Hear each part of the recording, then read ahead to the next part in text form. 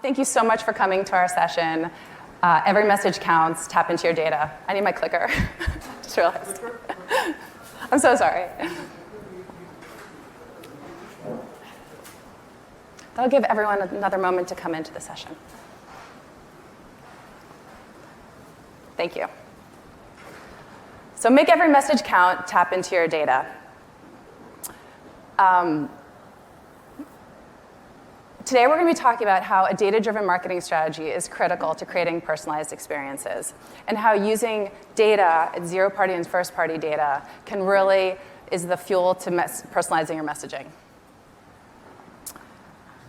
Today I'm Krista Mallory. I'm a senior product marketing manager at Attentive, and I focus on integrations. And so getting data into Attentive is very close to my heart. I'm being joined today by Kelly Henderson, who is a team lead for CS at Attentive, as well as Paula Griffin, a product marketing manager from Salesforce Commerce Cloud, and Lisa Eng from Spanx, who is a director of retention. And thank you all for joining me for this session. So why does data matter? You've been hearing over the last couple of days how personalization is so critical. Data is the foundation for personalization. And as we've all been hearing, customers are looking for personalization. They want product recommendations that really resonate with them. They want to get a post-purchase message that is specific to the product that they just purchased. They want, milestones to be celebrated like their birthday. Who doesn't like to get a birthday message? And not only does this delight your customers, but it also is great for the bottom line. So the majority of brands report measurable lift from personalization efforts. So it's really worth putting in that effort. And with the demise of third-party cookies, it's ever more critical to create those connections with your customers and then maintain that relationship by sending them really relevant messages. But as marketers, we know it's very hard to use your data for personalization for a myriad of reasons, whether that is not having the right data or not having the data in the right place where you can access it, or not having a single customer profile because someone used different email addresses. Well, Attentive can help with that, and we hope during this session we can give you some help on that, some things to think about, and so that you can continue your journey to personalizing your messaging. So before we get started, I just want to, everyone's been kind of mentioning zero-party data and first-party data, and I just want to talk about how we're thinking about it in this session. So zero-party data is data that customers intentionally and proactively share with a company. So an example of that is someone fills out a survey or fills out a sign-up form and shares what their preferences are or their interests are or their birthday. First-party data is data about customers that's collected and owned by a company. So the example of that is browsing or purchasing behavior on your website or in an app or clicking through on a message. So actually, can you raise your hand if you've used zero-party data to personalize your messaging? I won't call on you, I promise. All right, awesome. And then anyone who's used first-party data to personalize their messaging? Yeah. Most of you are likely using both kinds of data, but what we hope we can show you in this session is there's just so much more you can do and so much more you can test to do even more. So this is where the overview of what the session will cover. First, we're talking about having a goal and making a plan. Then how do you collect that data and build customer profiles? And then finally, how can you use that to personalize messages? And with that, I'd like to pass it on to Kelly to walk us through making a goal and making a plan.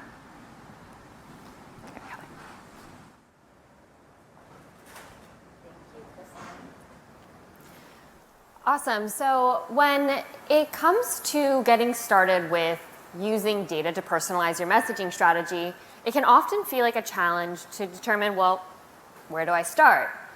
And that's expected. In this very digital world that we all live within, it can often feel like there's an overwhelming amount of data that is or should be accessible to a marketer in your brand's marketing efforts.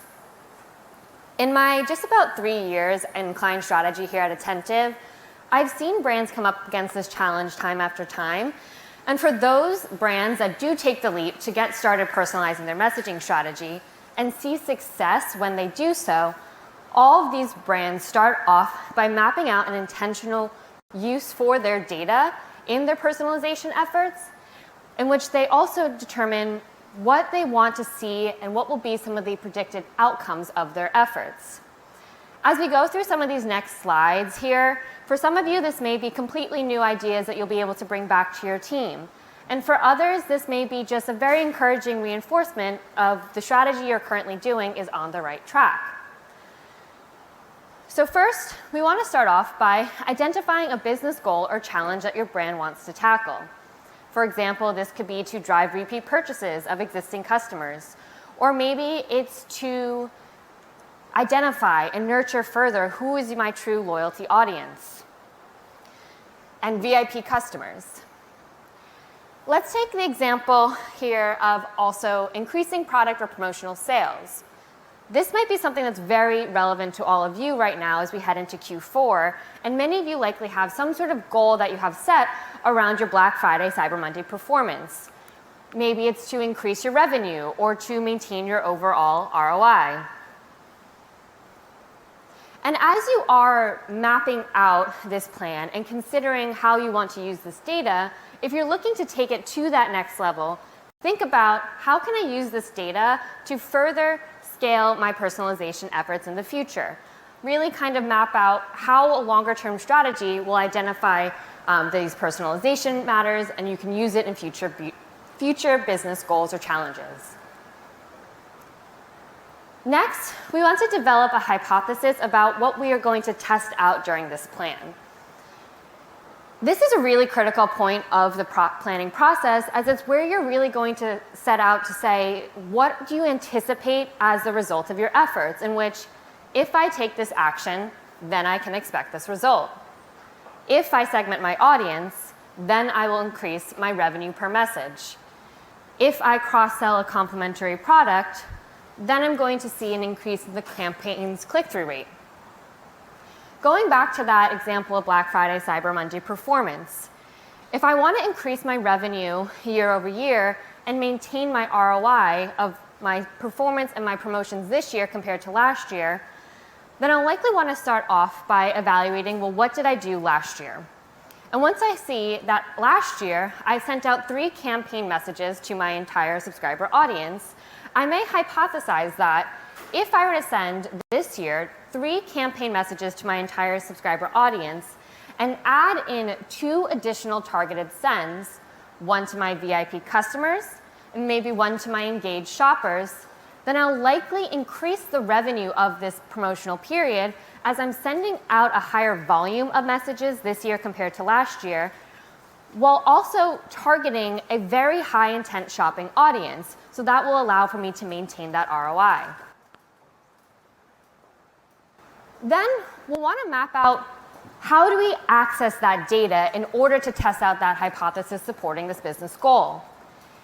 If I'm targeting my VIP customers, then I want to think about, do I have access to data around how I define a VIP? Do I have data around maybe my past purchase data or loyalty status of my customers? And with my engaged shoppers, I may want to have access to data around, say, my website behaviors or message engagement during that promotional period, or maybe data around what the customer has provided in the past about their personal shopping preferences. And if I don't have access to this data, this is the point in which I want to consider, well, how will I gain access to that data? Will there be an integration I tap into to sync with Attentive? Is there an additional solution that I can work towards with my my client strategy manager in order to be able to help sync that data to the Attentive platform and use in my messaging strategy? An approach tip here would be, if you want to use data from multiple sources, consider exploring using a customer data platform, because this will allow for you to aggregate all that data into one place and then streamline it for use in your overall messaging strategy. And then finally, we want to determine how will you test and analyze if this plan was successful. When you're setting KPIs or benchmarks, it's important that the numbers you're setting here are able to be measured to determine, was this truly a success? So I don't just want to increase my revenue or maintain my ROI. I want to increase my revenue by 10%, and I want to maintain a ROI of 5x. This way, at the end of this test, I'm able to see, did I hit those benchmarks I set out to achieve? Additionally, we don't just want to set the benchmarks and the goals of the plan, but we also want to consider how will we measure the performance of this plan. Will I be using an A/B test in which I'll be able to see a control group and run these results in real time? Or will I be looking at it in hindsight, reviewing the performance once everything's wrapped up? And where will I be reviewing that performance? Will I be using Attentive's innate reporting tools and analytics dashboard? Or will I be using another source like GA as my source of truth? And don't stop there. Once you've tested out this plan once, test it again. Iterate off of it. See if what you tested out today was a one-off instance or if there's consistent results that come from it. Now we're going to talk through how to tap into that data. As you heard about in our keynote presentation earlier today, Attentive captures an enormous amount of data on your subscribers using our unique identity solution, the Attentive Consumer Passport. This solution allows for you to capture and collect data around your subscribers using Attentive's innate tools for first and zero-party data, as well as to be able to sync data from other sources and bring that into the Attentive platform to be able to use all of this data within your messaging strategy and your personalization efforts.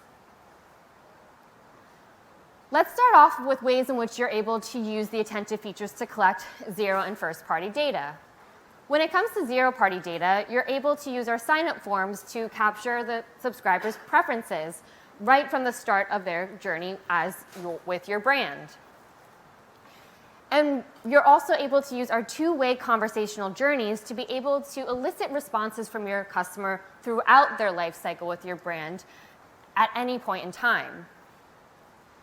And when it comes to first-party data, Attentive captures subscriber characteristics on your customers such as, what is their location? How did they sign up? What is their device type and their operating system? And website behaviors such as, did they add to cart? Have they made a purchase? Did they view a product? And finally, different sort of message engagement such as if they clicked on or viewed a message, or if they've clicked on or viewed a specific message.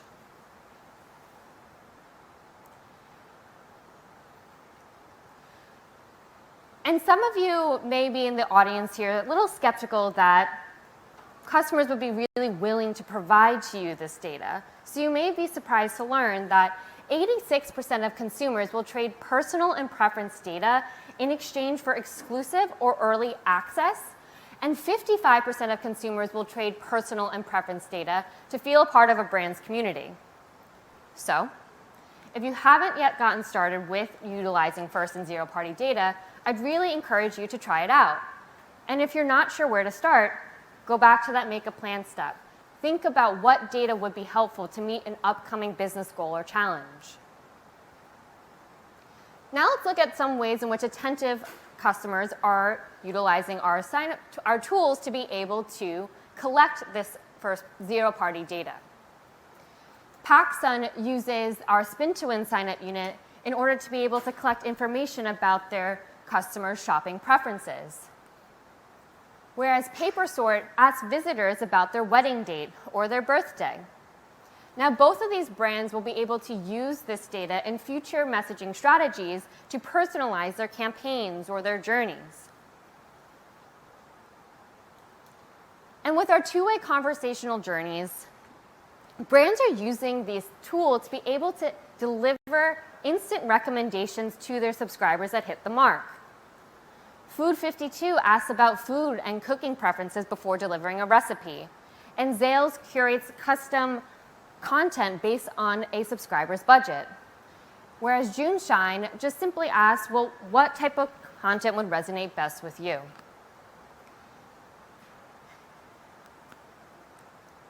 And now I'm going to hand it back over to Kristen, who will walk us through the ways in which you're able to use data to sync data from other sources into Attentive. Thanks, Kelly. It's great to see all the ways that Attentive helps you collect zero and first-party data. So of course, the other source is coming through your other tools that you use. And that could be e-commerce sites, quizzes, loyalty programs, product reviews, customer service apps.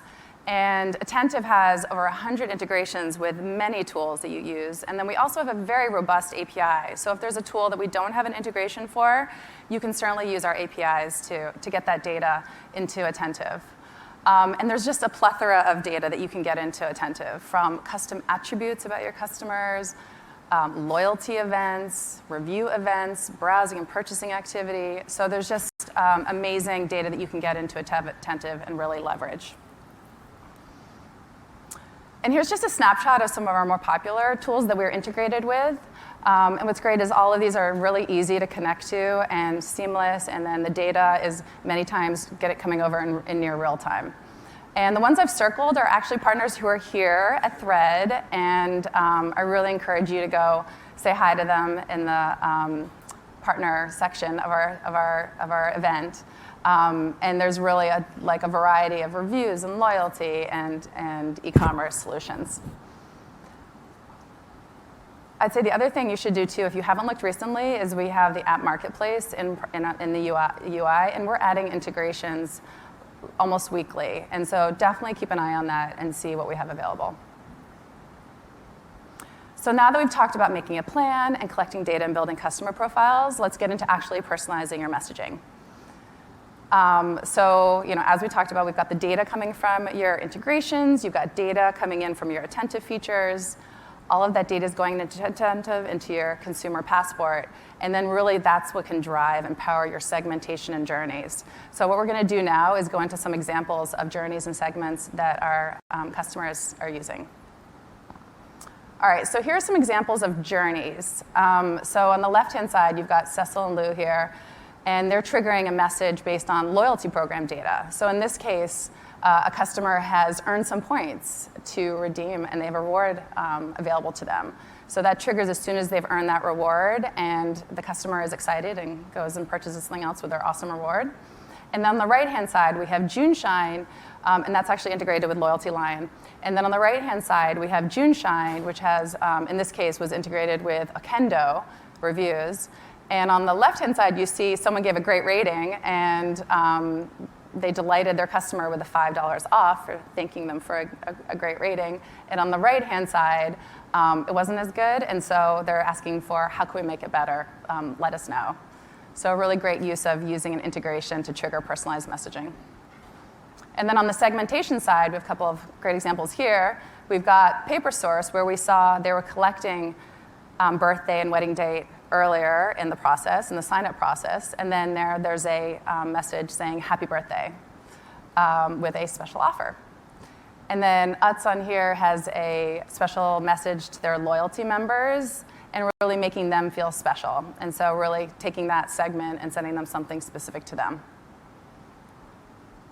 So I want to take a moment to dive into some specific use cases that have recently become a lot easier for our customers to take advantage of. And that's using product data with first and zero-party data. And so many of you who use Shopify would have already had access to product data, but we just recently launched e-commerce integrations with BigCommerce, WooCommerce, Salesforce Commerce Cloud, Magento, Adobe Commerce. And all of those integrations bring in data essentially real time so that you can use that data for segmentation and for journeys, triggering journeys.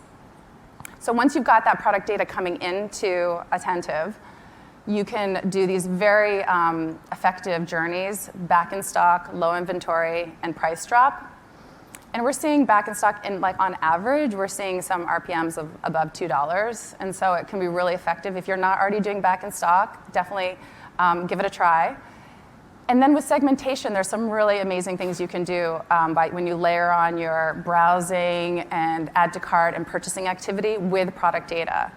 So you can target someone, like a group of people who've been browsing products that are blue or that are extra small or whatnot, and use that segment to send perhaps a specific product that you want to push or whatnot. So there's a lot of really cool things you can do using your product data. And then I just want to call a pro tip, I would say, is going back to some existing journeys that you already have set up. I'm sure all of you have cart abandonment set up, but using this data, you can actually branch and have specific messages or offers based on perhaps the price range of the product. So if it's over a certain price, you could have a free shipping offer. Or if it's, or if it's not available, you can actually say, oh, this product isn't available, don't send this abandoned cart message. So some really cool things that you can do there. I encourage you to check it out. And actually, this just gives you a real good view of like how easy it is to set up a branching within a journey. So here's a back in stock journey. It's very easy to add the criteria of who you want to target, and then you can branch based on whatever it is that makes sense. So with that, it's a great segue into announcing that we did just launch our Salesforce Commerce Cloud integration, and we're really excited about that. It not only brings in all that product data in real time, it has historical purchases, as well as custom attributes for customers, and as well as all the, of course, behavioral data that most of you, I'm sure all of you are getting on your e-commerce site. So we're really excited to announce this new integration. And with that, I'd like to bring up Paula to talk to me a little bit about Salesforce Commerce Cloud. Hi. Hi. Do you just want to quickly introduce yourself and talk a little bit about Salesforce Commerce Cloud? Yes. Well, thank you so much for having me here, Kristen. I'm Paula Griffin. I'm working the product marketing team at Salesforce Commerce Cloud. Well, for those who don't know Commerce Cloud, Salesforce actually put our customers in the center of everything we do, right? So all our data, all our tools, resources, software, platform, everything is really created to make sure that our customers are actually successful in achieving their business goal.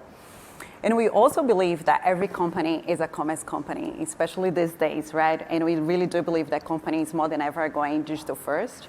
So Commerce Cloud is actually the solution that empowers this whole commerce journey and brings physical and digital together.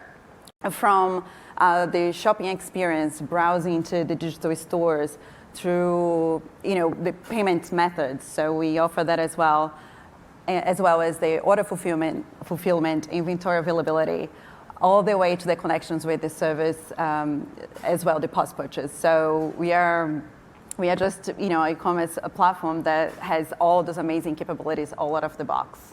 Awesome. Can you talk a little bit more in detail about Salesforce in general, about how Salesforce thinks about personalization and data?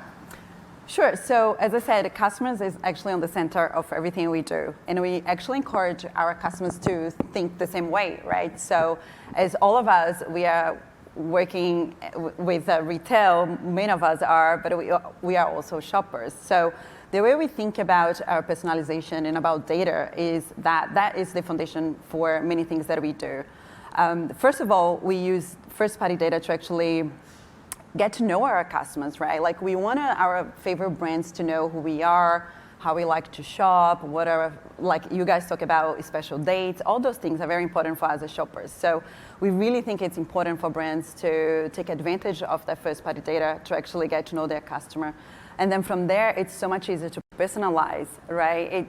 It's so important for, like we always say, like customers are happy to give and get, right? So they're willing to give the data so they can actually have the personalized experience. And that way it really helps brands to really market in the right way, right?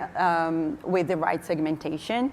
The other very important thing is also for brands to even understand where they should be investing, not only on the marketing strategies, but also in products development and things like that. So for us, data is really the foundation and we encourage our customers to use that data actually to make some strategic decisions. Can you talk a little bit more about, I've heard like customer 360 and kind of how like that fits in? Yeah, exactly. So Salesforce is a huge platform, right? And everything is really connected and integrated. So our Customers 360 is just really making sure that we use data and we use our tools to actually connect. Our customers can actually use all of that to to really connect with their customers in every single touch point. So for example, like you can use all the first-party data from the marketing initiatives, so really reaching out to the customers in all the different channels they are, social media or browsing the website, really starting from that beginning with really putting the strategy and touching the customer within their marketing strategy. And then once they actually get into the commerce and the shopping journey, you still can actually use that data to give a personalized experience, to provide a recommendation, right? And make sure that once you make the purchase and you have that confirmation of your order, you can still use that data to take advantage to do some marketing strategy and really sell the products all the way to the customer service. So if you make a phone call, the agent can know who you are, your order history and status, what it is that you purchase, and that it's a great opportunity as well to market. So in every touch point, we have one single source of truth, and the brands can actually understand their customer and really use the opportunity to win loyalty and offer the right products for them. Awesome. Can you talk a little bit more about what the future you see in personalization for Salesforce? Sure. Well, the future is here already, for sure, right? I don't know if you guys heard, but we've just launched Genie during Dreamforce, our biggest event last week. And it's amazing how we are using data to really allow our customers with be more flexible with automation and flexible tools. We also allow our customers to grow, with intelligent recommendation. This is so important. If you really know your customers and you know what they're looking for, it's so easy for you to make recommendations. And above all, building trust with real-time data. So if you know your shoppers, what they're looking for, and you are really following them where they are, you really bring that connection. You really build that trust, and that's how you win loyalty. That's how they keep coming back to you. Awesome. Yeah, and we're so excited with this integration that we're kind of plugging into that customer 360 and really just making it easier for someone who's using Salesforce Commerce Cloud to be able to then take that data and pull it, push it into the SMS channel. So really excited for this. Thanks for joining us. All right, and with that, I'd like to transition to Kelly and to Lisa for Spanx.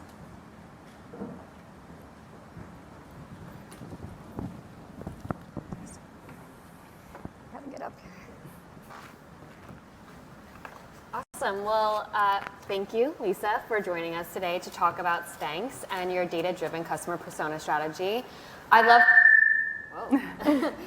love to start off by just having you explain a little bit more about Spanx and about your customer overall. Yeah, thank you for having me. For those of you who aren't familiar with Spanx, our founder, Sarah Blakely, started the company in 1998, and she was really the pioneer of the shapewear category. And then what some of you may not know, if you are familiar with Spanx, is that in recent years, we've really expanded into other fashion categories, like clothing, activewear, intimates. And if you watched my manager earlier, she did a whole modeling gig, so I'm not gonna do it, but I am wearing head-to-toe Spanx. Yeah, and as far as our customer base particularly, they're extremely loyal, really because the product quality and then also just the brand. Awesome. Could you talk to us a little bit about how you're currently using first-party data within Attentive? Yeah, we like to use engagement data and purchase behavior a lot. So the Shopify and Attentive integration is really helpful for that. Thinking through some examples, back in stock is a really big one. I'm sure a lot of people in this room can relate to a lot of the challenges around inventory and keeping everything in stock. So back in stock notifications have become a really big part of our business strategy and trying to regain that lost revenue. And we're seeing with our Attentive back in stock notifications a lot of success. The rev per message and the engagement is just a lot higher than average. What's another one? Engagement data, so kind of a straightforward one, but we use their click recency. So if someone's engaging more, we know that we can send them more messages. but we'll also kind of override that with affinity. So for example, if we're sending out a leggings text blast, we'll send it to anyone who's opened or clicked in the last 30 days. But then we'll also take a look at people who have browsed leggings, let's say in the last 90, and still send to them regardless of that engagement, since we know it's relevant content. And then I'm going to throw in another one. A fun one last week was we recently launched dresses on Spanx.com, so check them out, but make sure you click on one of the texts first. And we had sent a true VIP send the night before where they were able to get a pre-sale access.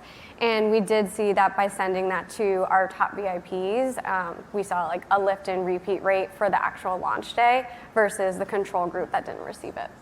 That's awesome. Love to see that. And I know you're getting started with creating personas for your customers. Could you walk us through a little bit about that initiative and what are some of your goals and hypotheses of that? Yeah, so this is a really exciting initiative. We are trying to layer on product affinities on top of our current lifecycle journeys.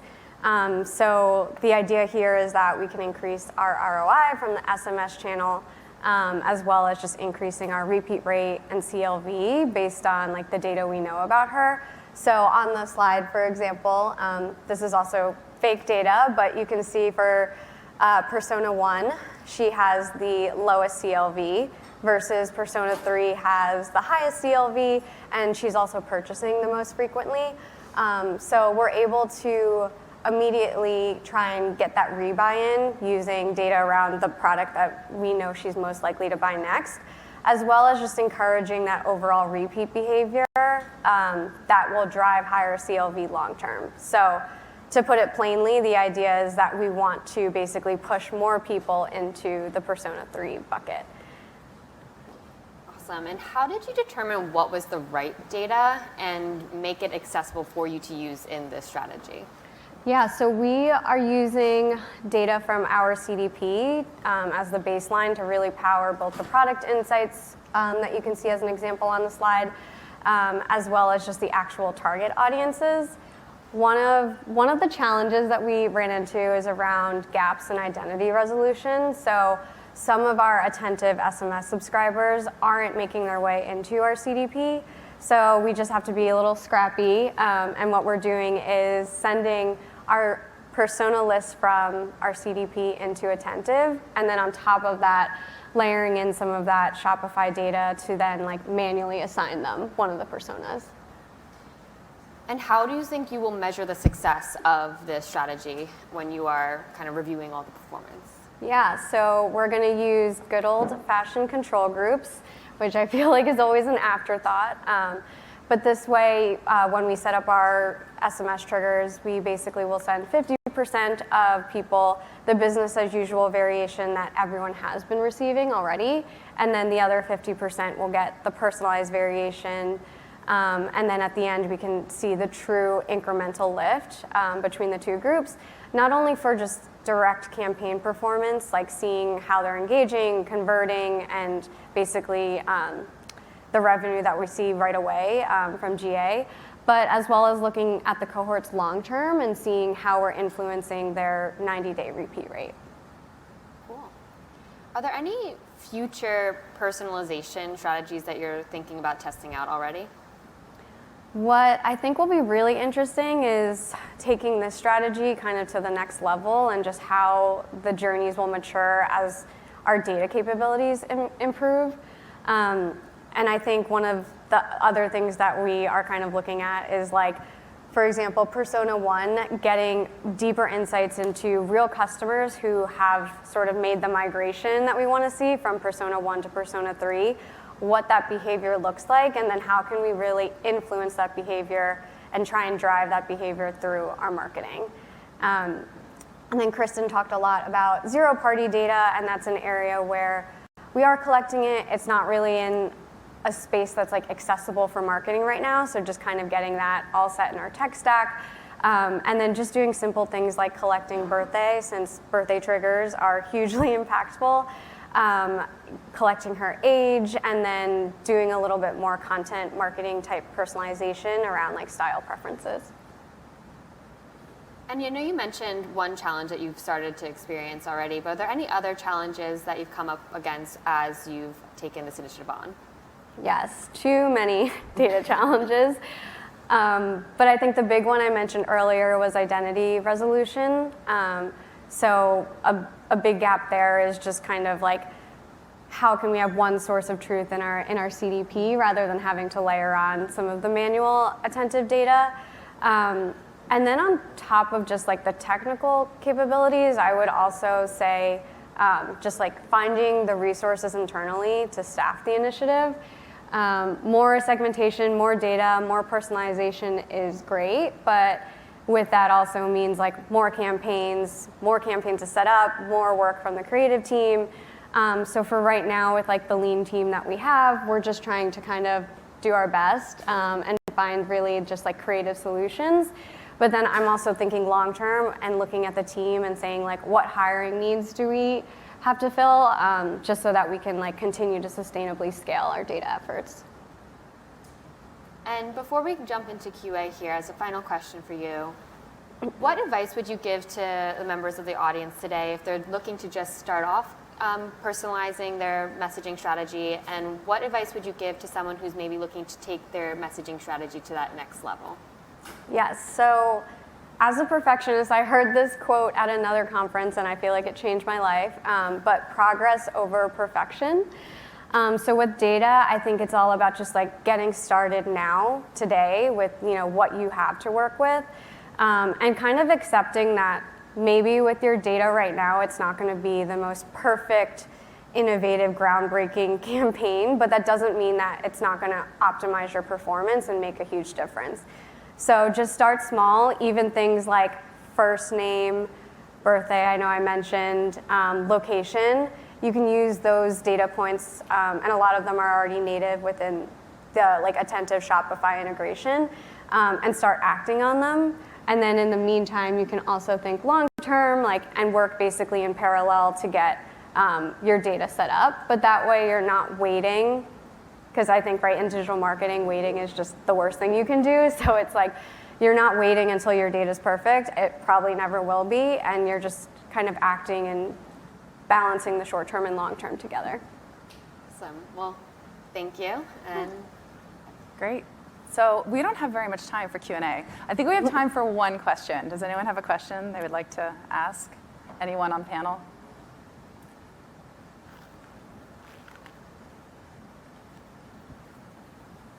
All right, in that case, last chance. I'll ask one simple question, which is, Kelly, with your experience of working with clients, what do you think is the biggest challenge that you've seen, and what might be a way to overcome that? Yeah, I think it's what Lisa just said here about getting started, not knowing where to start off. And I think really just taking the first step is always, what I recommend. So let's try out one segment this time and see how it performs, review the performance, and learn from it.